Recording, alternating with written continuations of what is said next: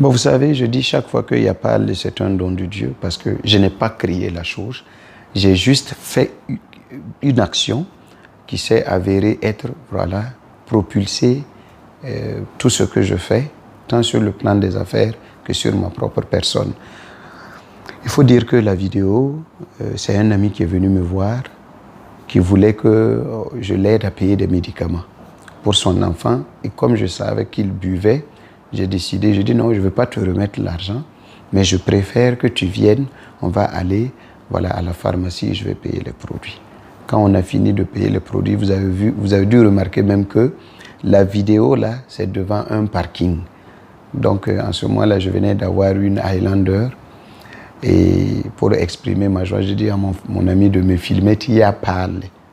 Parce que j'en avais marre de voir que la vie de l'immigré entre griffes, on nous voit tout le temps, il faut se sacrifier là-bas, ne pas avoir une vie là-bas et prendre tout envoyé au pays. Et par finir, vous vous rendez compte que tout ce que vous avez envoyé là, souvent on détourne ça. Autant avoir une vie aux États-Unis, parce que le temps ne va pas s'arrêter et vous attendre à Ouagadougou. Donc pour moi, j'exprimais ma joie. Il y a parlé. Non, parce que pour que une telle chose se passe, il faut d'abord vouloir poster la chose. Et je n'ai pas voulu poster la vidéo. C'est lors d'une mésentente que mon ami a jugé bon de prendre la vidéo là et puis poster. Donc en voulant me nuire, paf, je me suis levé le matin et j'ai trouvé que c'était un peu partout. Et mes parents, qui sont des gens qui vivent cachés, n'ont pas au début apprécié.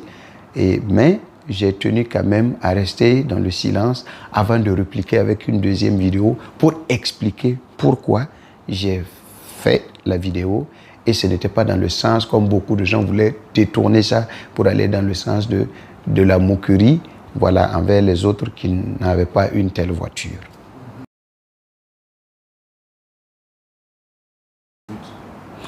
Vous savez, lorsque quelqu'un part en aventure et que le problème de l'alcool vous accroche, vous ne pouvez plus travailler. Parce qu'aux États-Unis, il faut avoir 100% d'énergie. Chaque matin que vous voulez, vous devez être OK. Et mon ami, j'ai beau parler, et j'ai toujours dit, que ce soit la cigarette ou l'alcool, nous sommes à l'étranger et nous travaillons pour vivre. Si tout de suite tu attrapes une maladie et que tu ne peux plus avoir le même rendement, tes patrons vont te laisser tomber.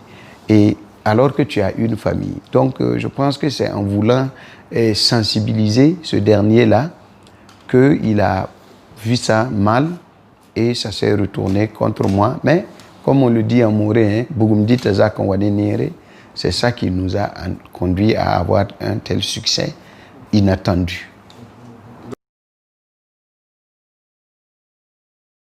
Vous savez, il y a une chose que nous, les francophones, on n'apprend pas à faire. Nous pensons que quand nous partons à l'étranger, nous sommes en concurrence. Alors que nous devrions mieux nous attraper. Et votre succès doit faire forcément mon bonheur parce qu'on dira que c'est un Burkinabé qui a réussi. Donc, au début de la vidéo, mes mêmes amis qui postaient la vidéo là, postaient la vidéo dans d'autres pages, mais revenaient quand même me dire que vraiment on te soutient. Donc ça m'a créé des ennemis, ça m'a créé des hypocrites, mais par la force des choses, comme ça a été un don comme ça, je pense que Dieu s'est mis devant pour me sauver. Et quand je suis ressorti pour parler, je pense que j'ai trouvé les mots qu'il fallait. Je travaillais de manière officielle. J'ai travaillé aussi pour une compagnie qu'on appelle Amazon. Voilà, où on fixait quand les clients partent, par exemple les gens qui travaillent avec nous, quand ils partent pour faire une livraison comme ça, nous sommes derrière la machine pour vérifier que le colis là est vraiment arrivé à destination. Et ça me permet de travailler à la maison, donc je n'avais pas besoin d'aller là-bas.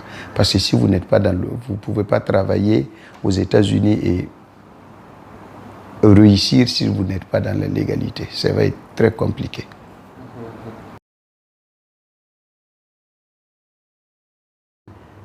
C'était possible il y a 6 ans, 7 ans de cela. Mais aujourd'hui, c'est devenu compliqué. Parce qu'au fur et à mesure, pour avoir un papier, pour être dans la légalité, ça va être difficile. Nos frères gagnent le bac ici et on les dit, tu peux aller travailler et puis étudier.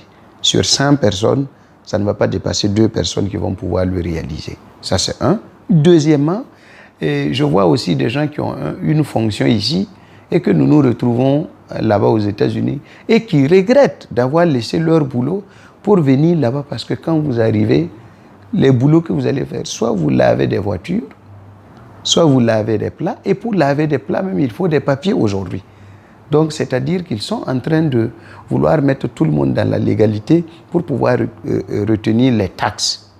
Donc, pour moi, chacun a sa chance dans la vie, mais je déconseillerais aujourd'hui aux gens l'aventure parce que avant l'aventure, c'était bon.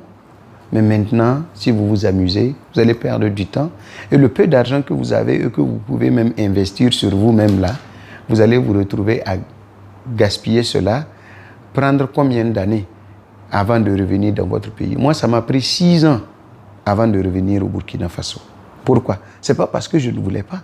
C'est parce qu'il y avait le problème des papiers et ce n'est pas facile. Il faut reconnaître que ce n'est pas facile. Je ne laisserai pas, mais ceux-là qui ont déjà une fonction, un boulot, voilà, tout bazardé pour se retrouver aux États-Unis, alors qu'ils ignorent une réalité que beaucoup d'entre nous qui sommes aux États-Unis, on ne va jamais montrer ta misère pour que ta famille commence à t'insulter que tu ne grouilles pas, alors qu'il y a une réalité qu'on ne dit pas.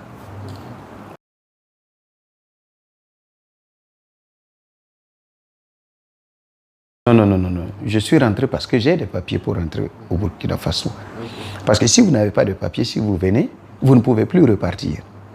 Donc, je suis rentré pour donner ma contribution aussi à l'édification de la nation parce que j'estime qu'il faut la participation de tout le monde et pas seulement de cette minorité qui gouverne, mais il faut que les gens se donnent main dans la main parce que ce qu'on a vu là-bas, aucune nation ne peut se construire sans que ses fils ne soient réunis autour, voilà, d'elle.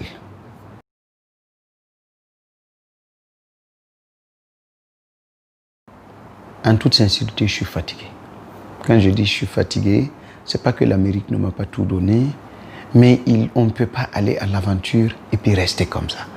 Il y a un savoir, quel que soit, même si ce n'est pas sur le plan intellectuel, même si c'est sur le plan physique, que vous pouvez revenir chez vous là et puis dire à vos jeunes frères que tant que vous ne sortez pas, vous n'appréciez pas ce qui se trouve chez vous.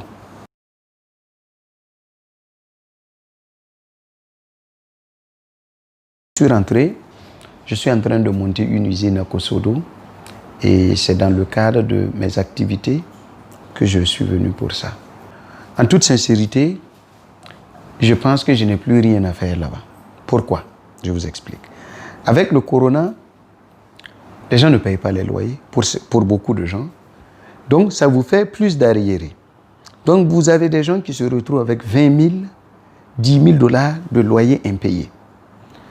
Tout de suite, si on dit que le corona est fini, vous allez avoir un crédit de combien? 10 millions, 5 millions. Combien de temps il vous faut pour travailler pour payer cela? Et si vous restez là-bas, le peu d'argent que vous avez, au lieu que vous puissiez prendre ça, investir et continuer de travailler, vous allez tout dépenser. Donc, une maladie de quelques mois qui va vous amener à perdre tout ce que vous avez travaillé pour acquérir en 6 ans ou 7 ans.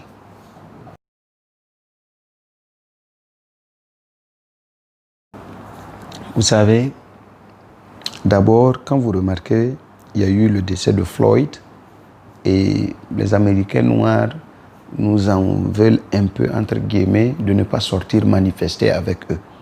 Mais il faut reconnaître qu'il y a d'abord un problème. Le noir de là-bas ne veut pas s'identifier à l'Africain. Ils ne veulent pas accepter qu'on dise qu'eux sont africains. Quand vous avez vu le film Black Panther, c'est en réalité un film pour amener les Noirs à accepter qu'ils viennent de quelque part, leur donner une identité. Nous constatons aujourd'hui, comme vous l'avez si bien dit, un retour des Afro-Américains. Ils viennent pour voir le terrain. Il y a 400 ans que ces gens-là ont été séparés de nous. C'est à nous de créer les conditions parce que le futur de l'Afrique va dépendre aussi de cette diaspora-là, si je peux m'exprimer ainsi, de leur retour, nous avons besoin de ce transfert de technologie et de l'investissement. Donc, pour moi, c'est à encourager, mais c'est à rester sur nos gardes, parce que ce n'est pas tout ce qui vient de là-bas aussi qui est bien.